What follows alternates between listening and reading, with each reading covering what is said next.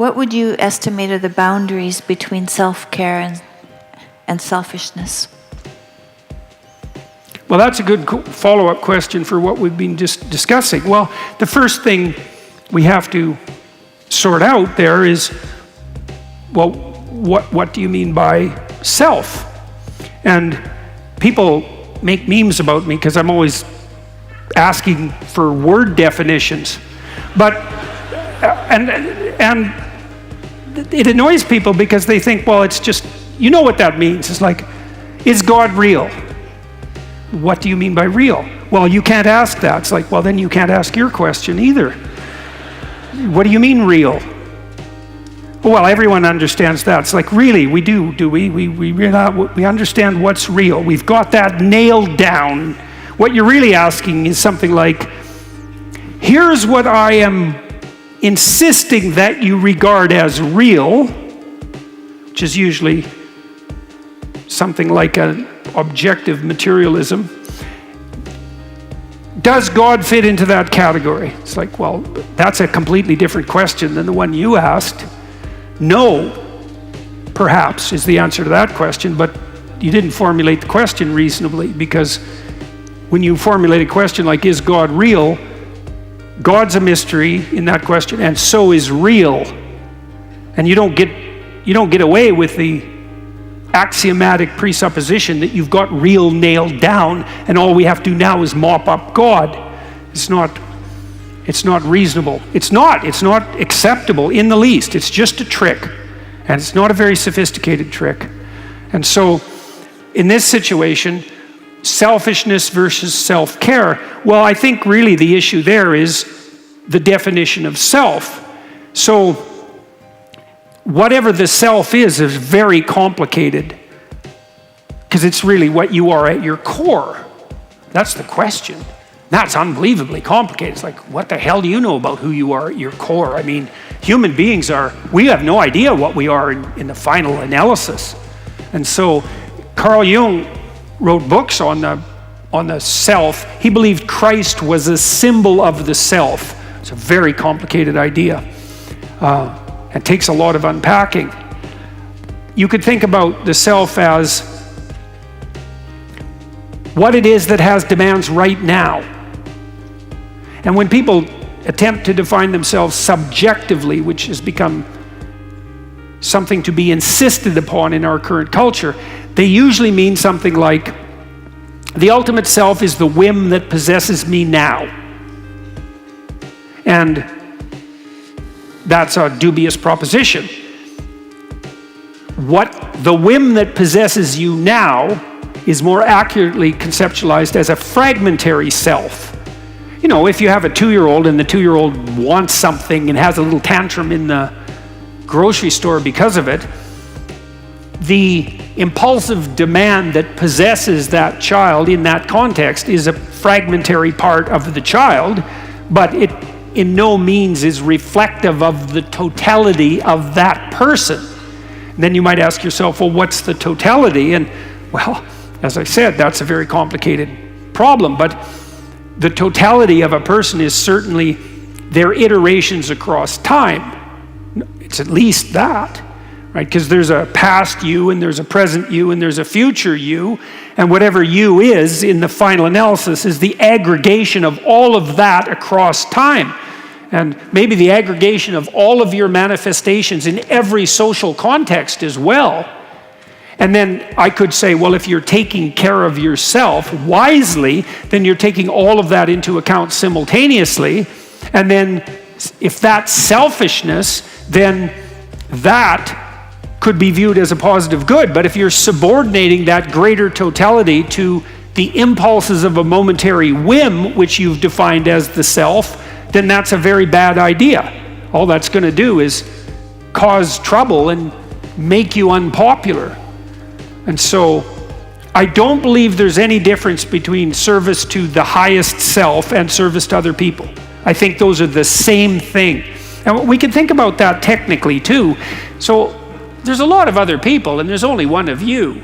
And you're going to interact with people in a multitude of ways across your life. And you could imagine this, is that if you play fair in every interaction, or if everyone you interact with walks away from your interactions having gained, then everyone is going to line up to play with you. And so, how is that going to be anything but good for you? How could anything possibly be better than that? Because you're outnumbered very badly. And so if all the people around you are inclined, because of the way you've conducted yourself, to facilitate your progress forward, why wouldn't that be the best thing for you that could possibly occur? And one of the things I've suggested to my audiences, and people seem to resonate with this quite deeply, is imagine yourself ill and bereft of capacity, suffering. You think, well, what might sustain you during such a time? This is the question that's posed in a marriage, for example, for better or for worse, let's say. And one answer is the fruits of the sacrifices that you offered in relationship to other people previously. And so what does that mean? Well, if you had been responsible and caring, mature, and self-sacrificing in the proper manner, and I don't mean martyrdom, like a nihilistic martyrdom or a resentful martyrdom, then you've stored up, to put it sort of coldly, social capital. And then people will be pleased to return the favor in times of desperation. And that way, if that was the case for all of us all of the time, then we'd be in a mutually sustaining web of interactions. And that's not exactly organizing your psyche, right, so that you can sail through suffering. It's more external. It's that you're storing up your sanity in the reciprocal goodwill that you've built up with other people. And to do that optimally, you do that in a spirit of something like playful love, if you do it optimally. And of course that's going to redound to your great benefit. But even better than that, it's going to redound to your great benefit in a way that's also simultaneously mutually beneficial to as many others as you're skillful enough to manage. This developmental psychologist named Jean Piaget. Piaget is a very interesting thinker. And he was motivated by his life's goal was to reconcile science and religion. And modern analysts of Piaget generally regard him as a developmental psychologist. But he described himself as a genetic epistemologist. And by genetic, he meant one who analyzes the genesis of things or their beginning. And by epistemologist, he meant someone who analyzes structures of knowledge. And so what Piaget was trying to do was to understand how our structures of knowledge developed across time. He thought if you wanted to pursue philosophy and even more deeply, let's say theology, then it would make sense to look at how knowledge structures develop from childhood forward, because they're simpler in childhood and you might be able to understand them better than having to dive right into adult cognition. And he got a long ways on his enterprise. I think farther than people realize. He's a very sophisticated thinker. And he had this theory of equilibration, which is a lovely theory. So an equilibrated system will maintain itself without outside compulsion. And you might think, well, that's what you want in a political system, right? Because you want to live in a state that you want to live in. And you all, in fact, live in a state, I don't mean California, I mean the United States, and California less so lately, by the way. You want to live in a state where you don't have to be compelled. You want to be part of an organization that you've bought into voluntarily. And it's so interesting because that's actually one of the criteria by which you could judge the value of a state. Does the state have to impose its dictates by force?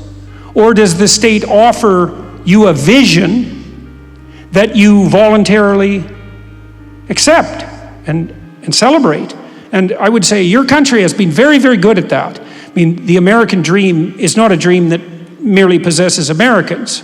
Right? It's a dream that in some sense has been offered to the whole world. And I would say, you might ask, well, what's the evidence for that? And I would say, how about the fact that people want to move here? That constitutes the evidence. And even though this country is far from perfect, that's not exactly the issue. The issue is it less imperfect than the other offerings? And the answer to that is, well, do people want to move here? And if the answer to that is yes, then that's the evidence. And clearly they want to move here, and there are reasons for that. And the reason for that in some sense is because you're playing an equilibrated game. It's a game that will sustain itself without compulsion. And that's actually the definition of a game. So for Piaget, a game was a microcosm of the promised land. That's a good way of thinking about it, if you want to think about it theologically. So a game is an arrangement of vision shared by two or more players voluntarily. And so when two children decide to play a game together, maybe they decide to play house, the one child who's offering the game might say, do you want to play house? And the other child, say it's a boy and a girl, say, yeah, I'd like to play house with you. And so then no force is required because both are voluntary participants, and then the children develop a shared vision, which is the confines of the game, to play house. And then they run the simulation, and if they run the simulation properly, then they both find it engaging, and the engagement is a marker for the quality of the game, and the game expands their capacity to perceive and act with skill in relationship to an important life goal, right? Establishing a permanent relationship, because that's what you're practicing when you're playing house. And if that's done optimally, then it doesn't require compulsion. And if the two children are very good at doing that together, then they want to repeat it and continue to develop their skill, and that's what a friendship is. And that's not based on power, right? That's not based on a power relationship. That's so cool to know that, because, the cynics say, well, it's all about power, and they usually say that because they want it to be all about power. But really, but that isn't the basis for stable human relations. Stable human relations are based on the construction of equilibrated states. And if your marriage is equilibrated, you both want to be in it. Now, there'll be times when you don't, and you need to abide by the fact that you've accepted some constraints so that while you're not equilibrated, you're not getting along, you don't just leave, right? You still fight it through and try to reestablish an equilibrated state. But the idea of equilibrated state is extraordinarily interesting, and it's a vision of paradise. And the proper vision of paradise is something like eternal play. That's a good way of thinking about it. And play is a better basis for the establishment of social relations than power by any measure, by any multitude of measures. And so, properly selfish is an equilibrated state across multiple instantiations of games across a very long period of time in very many social contexts. And so, if you're serving that, that's enlightened selfishness, you could say. But it's identical with treating other people in the best possible manner. It's the same thing. And we know that, we have an ethos. Our culture is predicated on an ethos, which is treat your neighbor as you would like to be treated yourself, or maybe more, love thy neighbor as thyself. And that means to act towards your neighbor as if he or she is capable of producing a sequence of Jacob's ladder-like goals across time, and that you're of the same nature, and that will increase the probability that that direction will be the one that makes itself manifest. And that's definitely the case. I had people in my clinical practice who had become embittered and resentful. They were often naive people, and people generally start out naive who'd been betrayed. And they regarded their loss of naivety as an increment in wisdom. And you see this with cynical people, right? And they think, well, I was naive and I got burned, and that's not going to happen again. And it's like, fair enough, that actually is an increment in wisdom, but you're in the desert at that point, right? I mean, the naivety wasn't a virtue, and the collapse is a catastrophe, but the place you end up with is not positive. But you're not going to say, well, I'm not going to drop my cynicism and go back to being naive, because that would actually be a reversal of the acquisition of knowledge. Plus, what they say, once burned, twice shy. So then, well, what's the alternative to the cynicism that's induced by malevolence? And the answer to that is something like courageous trust. So imagine that you want to bring the best out of people, even though now you know that there's plenty of the worst there too. And the answer is, well, the question is, how do you do that?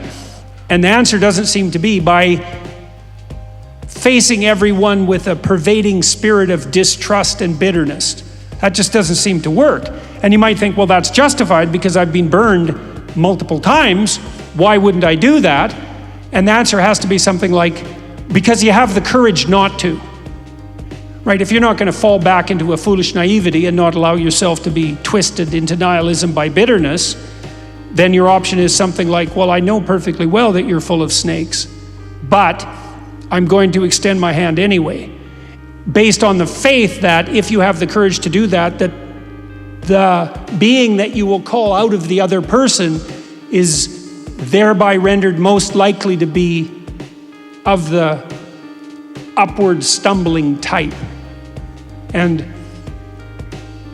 I think that's the case. You see people who are very sophisticated in their perceptions and social ability, and they can interact even with people who are quite corrupt and still increase the probability quite dramatically that the interaction will be positive. And that's part of that impulse towards the development of an equilibrated state. And so to reach out your hand like that to your fallen brother, let's say, without being naive, that's part and parcel of acting out that highest order conception of the self. That's the logos. That's how that works. So that's an answer to that question.